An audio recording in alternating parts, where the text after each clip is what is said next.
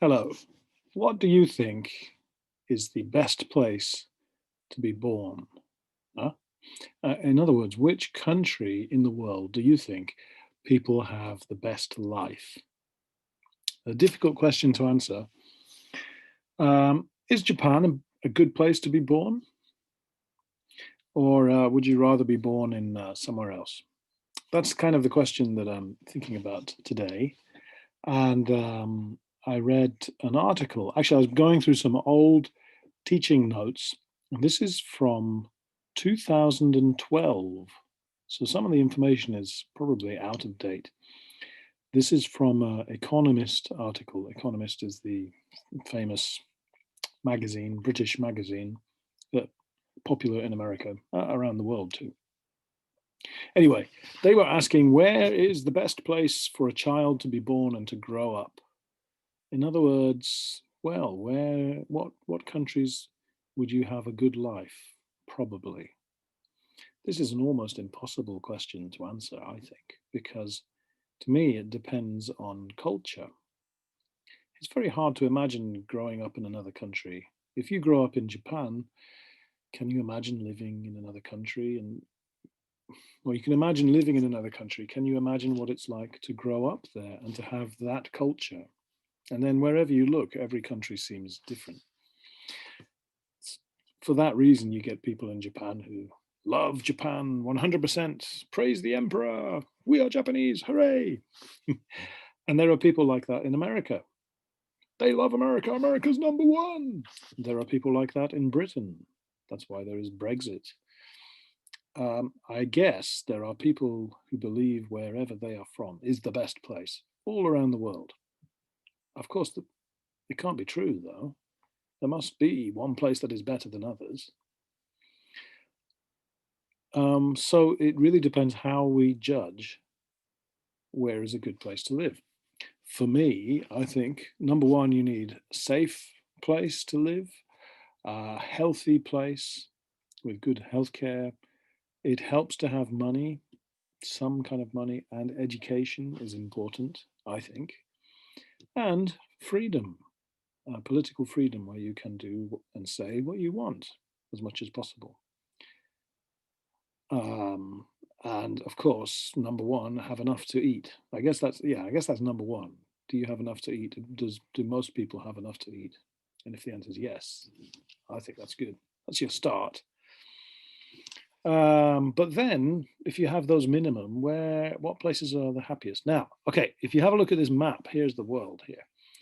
And according to The Economist, the very blue countries are the better places to live, and the very red countries are the worst places to be born. Maybe you have less opportunity. So let's have a look. Well, we're most interested maybe in Japan. Here's Japan. Japan is light blue. So it's not the strongest blue, but it's light. So that's good. My country too, England, is also the same as Japan, light blue. The best places, Canada and Australia, oh my goodness, and New Zealand. They all speak English. Wait a minute, and Norway and Sweden. And in Europe, we've got Switzerland and looks like Austria. Europe is mostly blue. North America is blue. Around here is blue. There are a few spots of blue around Asia. We've got that looks like Taiwan and Hong Kong.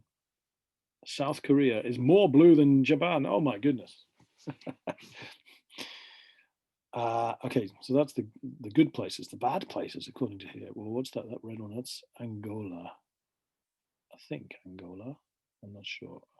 What's that? Uganda? Is that? No, not Uganda. That's Zimbabwe. Oh yeah, they've got problems. Ukraine is a bad place. Russia's not so good. I'm not sure what that is. Is that Uzbekistan? I'm not sure. Pakistan is a bad place, according to here. And that's Bangladesh. And India, not so good. China's kind of pale pink. So. I don't know. I mean, well, okay, here are the criteria. Here are the way they think of these things. Well, number one, money can't buy you happiness, but it helps. So GDP is important. But it's not the most important because America is not number one. Australia and Canada.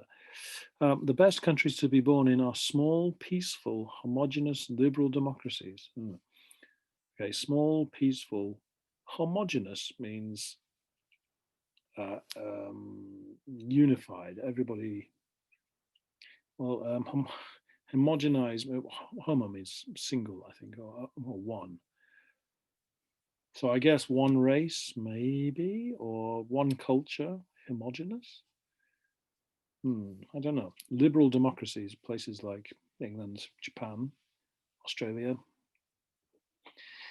And here it says the Nordic countries are on top, alongside Ireland, Australia, New Zealand, and Canada. Okay.